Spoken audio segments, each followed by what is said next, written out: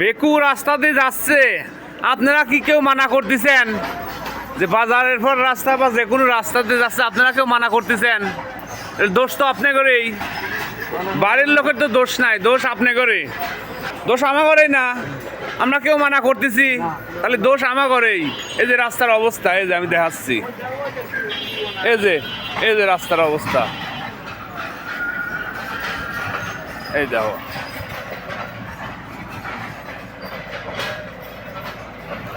এই যে গেছে রাস্তার এই অবস্থা, রাস্তা এবার তো রাস্তা নষ্ট হয়ে গেছে, গাড়িও তুলিছে আমি, কিন্তু এটা কব কার কাছে?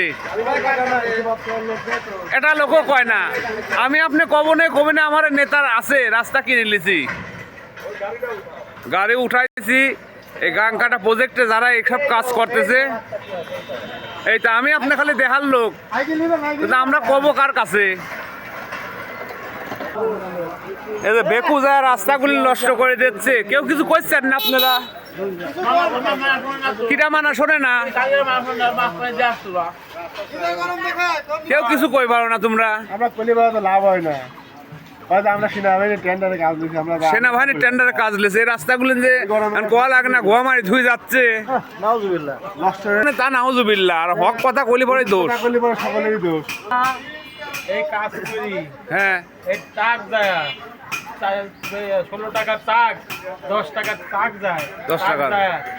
রাস্তা তো শেষই, এই বেকু গাড়ি যায়, এই রাস্তাটা বাদ করছে, মানে এদেশে কেউ কিছু করার নাই, কিছু বলে না। এই 10 যে টাকা গায়ে আসে, কেউ কিছু বলে না। ওই যে ব্রিজের মাথা ওই জায়গায় একদম গর্ত করে হেলাইছে, গাড়ি যায়, কেউ কিছু বলে না, এরা কোনো প্রতিবাদ করে না, না প্রতিবাদ করার কেউ নাই। কেউ প্রতিবাদ করার না। আমি আপনি কবরে ওরা উল্টি গরম লেয় যে আমরা রাস্তা কিনে নিয়েছি।